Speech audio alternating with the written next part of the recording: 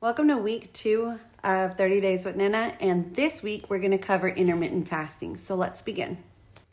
The points of discussion we will be talking about in this presentation will be what is intermittent fasting, the stages of intermittent fasting, fasting breaks, the anabolic zone, catabolic zone, fat burning, ketosis, what breaks a fast, the best ways to start a fast, and the best ways to break a fast.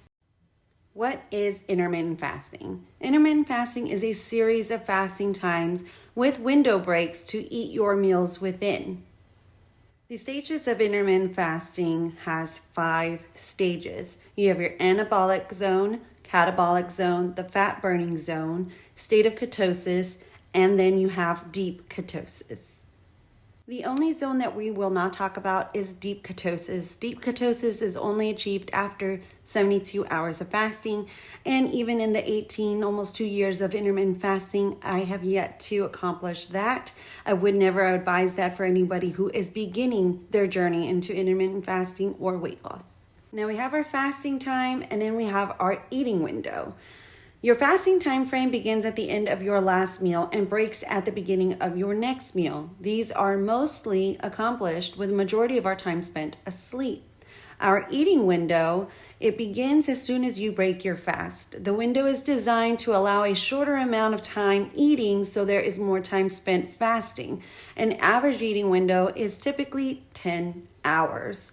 So in the fasting time, when you really think about 16, 18, or 20-hour fasting times, 8 to 6 hours is the amount of sleep we're supposed to get, which means that most of our time, again, is spent asleep, and we're really only going maybe 2 to 4, maybe 5 hours without actual food while we're awake. In the eating window, you definitely want to be mindful of keeping that to the 10-hour, 11-hour gap. Set a good disciplined time to cut your time of eating at nights, and then set a time for when you would like to break your fast every morning. These windows can change, and it's better to alter the window than it is to alter the fasting time. Fasting breaks. So we have our breaks, then we have our actual intermittent fasting, which is not necessarily accomplished until you achieve 16 hours. We have our 18 hours or 20 hours, and then we have 24 hours. When it comes to taking breaks in between, you don't want to intermittent fast every single day of 16 to 18s or 20s. You want to take a quick break from the intermittent fasting every once in a while. So now let's break down the difference. We've already explained that 12 hours is technically a break, so we're going to continue. 16 hours is when the fat burning stage is actually accomplished, and it leaves an 8-hour window available. For 18 hours, it elevates your fat burning stage, leaving 6-hour window to eat meals, and typically fits about 2 full meals and snacks. In our 20 hours, we are full on into the fat burning. It's quite in progress for at least the 4 hours, and just before reaching ketosis. This is typically an OMAD day, 1 meal a day. Then you start and begin. In 24 hours, our entire 24 hours, no window for eating until all 24 hours are completed. This can also be an OMAD day from the day before. You will have your breakfast and then begin a 24-hour. Not until the same time the next morning can you break your fast. I have found it much easier to accomplish such a fast by just starting in the morning. It's just easier that way. From my personal experience, I have found that early mornings achievements of 24 hours has been the easiest. I have personally done all 3 stages. I started from 6 p.m. to 6 p.m., then 12 p.m. to 12 p.m., and then I did a 9 to 9 a.m. So it gives me a lot more better time to get myself together by doing the morning, because if I do the evening, I go to sleep right away, and that's only the beginning of the fast. Then I wake up in the morning a bit hungry, and I have to fight through the day with just water and liquids until I can eat my dinner again, and then go back to sleep and not wait until the next morning to eat once more. It just found it much easier to do so in the morning, because then I would have this big breakfast, of course balancing my nutrition, have water all day long, go to sleep early, and the next morning I only had to wait an hour or 2 before I broke my fast for the 24 hours. Let's talk about the first stage of intermittent fasting, the anabolic stage. Anabolic stage is already in the beginning of our fast, the 0 to 4 hour gap. So immediately our body starts getting put to work. The longer it starts realizing she hasn't fed me in a while, I need to start searching for energy. So let's get to work. So what is it doing? Our body is breaking down the food into glucose, amino acids, and fatty acids. The leptin and ghrelin decreases and the pancreas secretes insulin. And insulin shuttles nutrients into cells to be stored as glycogen, fat, muscle, or it's used as energy. Just as I just discussed, energy is what it's going to be constantly trying to run on, and utilizing the nutrition from that day, what it pulls that you provided it, will be put to work. This is exactly why nutrients provided matters. What I mean is that our daily intake for that day before going into our fast should be broken into a balance of whichever diet we're doing. For example, this one is according to the low carb diet. We're taking in 15% of carbs, 25% of protein, and 60% of fats. When our body is searching for energy and it needs to utilize those nutrients, it's going to immediately go after the carbs first. If we're only giving our body 15% of carbs, it will eventually run out before the fast ends and start utilizing the fats and the proteins, putting them to work and burning fatty acids away, just melting off the body fat little by little. The second stage of intermittent fasting is called the catabolic stage.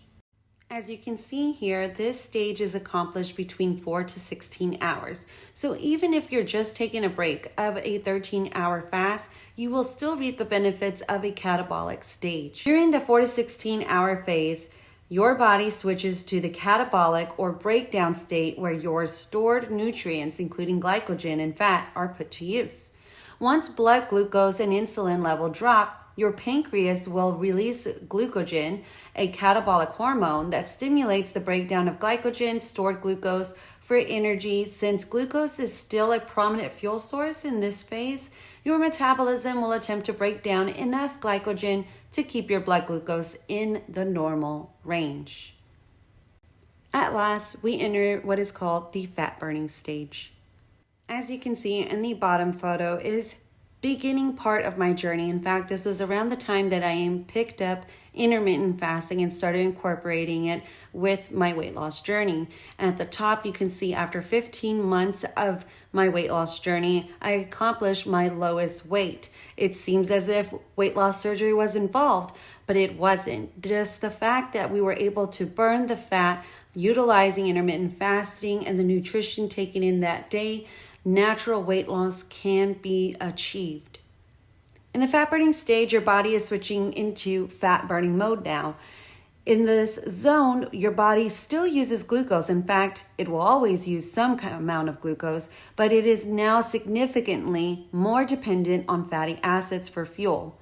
Glycogen is significantly depleted, so your body produces glucose through a process called gluconeogenesis. While fat cells release free fatty acids through a process called lipolysis, in the liver, overflow from fat oxidation is transformed into ketone bodies. Here's a few quick tips I do want to provide to you before we get into a few more details. When it comes to the 16-hour fast, of course, the longer you're in it, in the fat burning zone, the more it benefits you. However, never push yourself farther than your body can take. Listen to your body. If you're trying to go for the 18 or even the 20-hour mark, listen to your body and feed it when it's ready and it cannot tolerate going any longer. Never starve yourself. That is a very, very important thing. You have to build your body up to learning these habits, and then you will achieve it little by little. How to accelerate fat burning stage. This can definitely be achieved before the 16-hour mark if you are consistent with one or all of these habits. So an intensive workout and doing, even just a 20-minute to 30-minute workout of lifting weights or doing a quick cardio workout will get you into the fat burning zone a bit faster than the 16th hour. Getting plenty of rest. In fact, intermittent fasting actually helps you sleep a little bit better at night, but be sure to get your proper amount of rest, 6 to 8 hours. Staying hydrated during your fast by drinking your water. Your water can help rev up your metabolism and the ability to burn fat. Nutrition. Definitely keep this in mind because what you intake daily is the fuel your body will search for during the fast. So by providing healthy nutrients, we are giving our system clean resources to utilize fighting that stubborn fat. The stage of ketosis. It is achieved after the 24-hour mark of intermittent fasting. You have now entered a state of fasted ketosis, and think about that. Ketosis, keto. You don't necessarily need to be on a keto diet in order to achieve a state of ketosis. A simple 24-hour fast, and I know I say that so loosely, it is not such a simple thing, and I apologize, but such a thing as a 24-hour fast, instead of waiting 2 weeks to get into a state of ketosis through nutrition, boom, you've boosted yourself into that state of ketosis.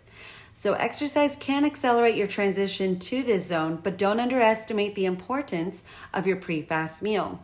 What you eat before you fast can be just as powerful as your fast itself. So how often do we complete a 24-hour fast? It is recommended to only perform a 24-hour once a week, no sooner. If you start on a Tuesday, do not have another 24-hour fast until Tuesday or after.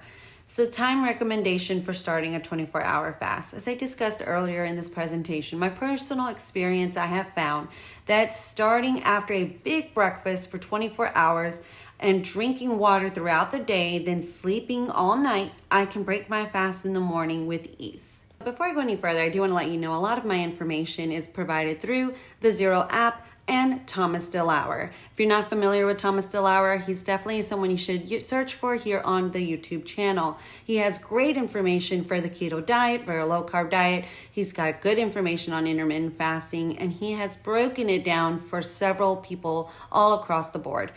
I do learn a lot from him and my personal experience, and that's why I'm sharing this information with you. I'd also like to add that I am not sponsored by either Thomas DeLauer or the Zero app. These are just resources I used for research when trying to learn intermittent fasting. Now let's talk about what breaks a fast, the do's and the do-nots. On breaking a fast, this is just a few things. You can definitely look into his website. There's a QR code there to go to the link of how to get to Thomas DeLauer's explanation on why these things break and do not break a fast. But for a quick guide, what breaks a fast is bulletproof coffee, keto coffee, bone broth, vegetable broth, chewing tobacco, and fish oil. What does not break a fast is black coffee, black tea, green tea, chamomile tea. These can all be sweetened by liquid stevia, not the stevia packets. Sugar-free gum is okay, but be cautious because the calories will add up. Anything that exceeds 20 calories will kick you out of a fast.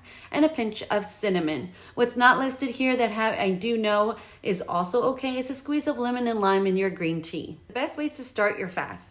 Let's focus on the fats, shall we? Here's a few items that we can definitely incorporate to have a good, well-rounded pre-fast meal. You have almond milk, almond butter, protein shake, matcha latte, fiber, salt, Himalayan, of course, for the minerals, magnesium, and potassium. A lot of this can actually be blended together into a protein shake. I have not added matcha latte into my protein shake for a pre-fast meal, but it's definitely something I want to take into consideration. We can definitely blend that up with some almond milk and even throw in some fiber from some flax seeds. Or you can make it almond milk, almond butter, use fiber from the flaxseed. Magnesium, potassium can come from some bananas.